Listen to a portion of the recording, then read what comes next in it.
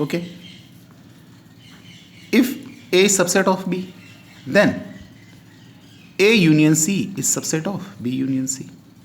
मतलब अगर A जो है वो B का सबसेट है, then A union C subset होगा B union C का. तो how will you see? Another second question, A is subset of B, then A intersection C is subset of B intersection C. So first we see the first one, A intersection B. A intersection B, sorry, A is subset of B, then A union C is subset of B union C. तो just go through it. If X belongs to A union C, अगर हमारा X A union C को belong करता है तो पहली condition क्या होती थी कि X A को बिलोंग करेगा या X C को बिलोंग करेगा. X हमारा A union C को बिलोंग कर रहा है तो either X belongs to A और X belongs to C. Clear. अब X क्या है, A को बिलोंग कर रहा है ना, but A is subset of B. A क्या है, B का सबसेट है तो A के सारे एलिमेंट B में होंगे. तो अगर X A को बिलोंग करेगा तो X B को भी बिलोंग करेगा. ओके, और X belongs to C as it is. Then X belongs to B और X belongs to C को क्या लिख सकते हैं, B union C.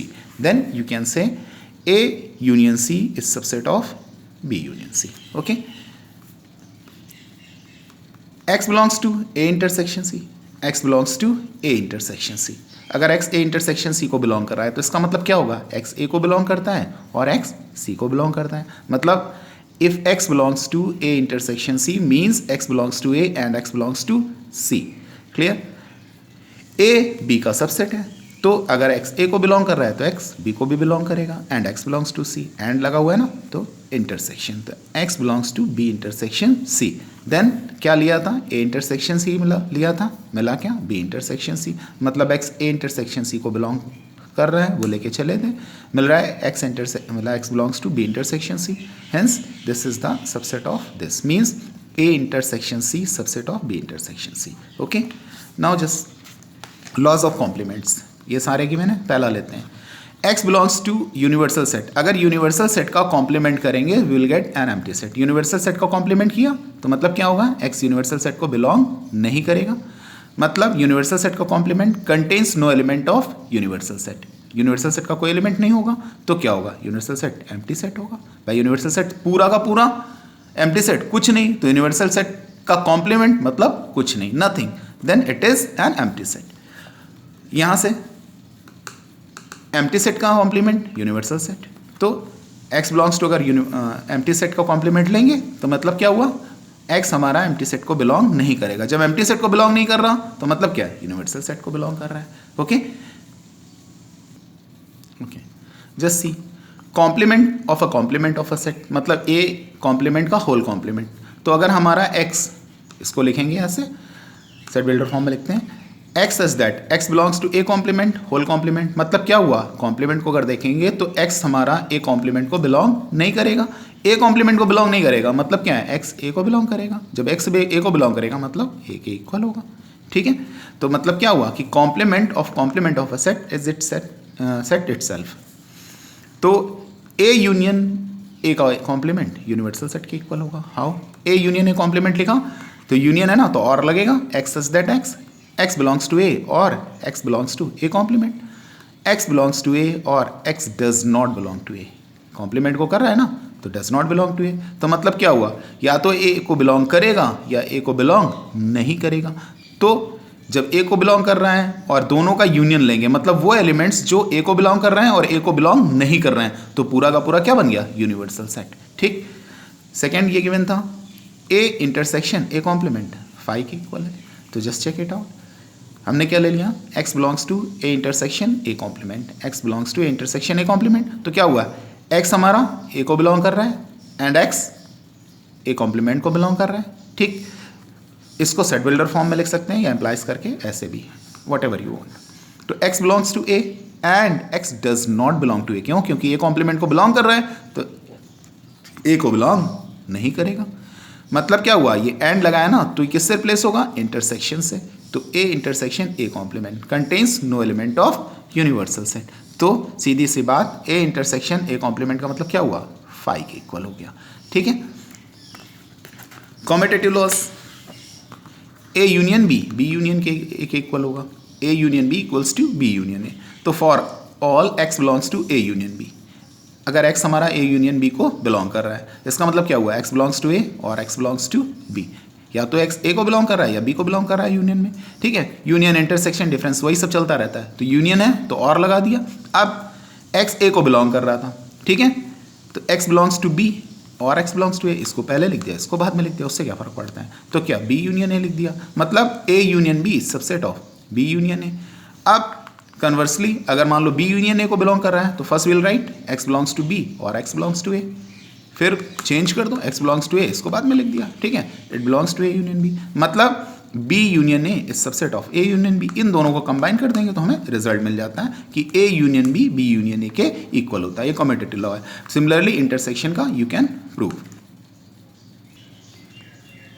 Just see associative law, मतलब a union b union c is equal to a union b union c। तो पहले क्या कर लेते हैं, x belongs to a union b, ठीक है, यूनियन ऐसे लिया यहाँ से यूनियन c पे, तो ये आपका x belongs to a union b union c, मतलब x belongs to a union b और x belongs to c, union लगा हुआ है ना, और से रिप्लेस करेंगे x belongs to a union b और x बिलोंग्स टू c, इसको फिर से ब्रेक कर लो, x बिलोंग्स टू a और x बिलोंग्स टू b और x बिलोंग्स टू c, फिर x बिलोंग्स टू a अलग कर लिया, इन दोनों को एक साथ कर लिया, x बिलोंग्स टू b और x बिलोंग्स टू c साथ में रखा, यूनियन लगा दिया, ठीक है।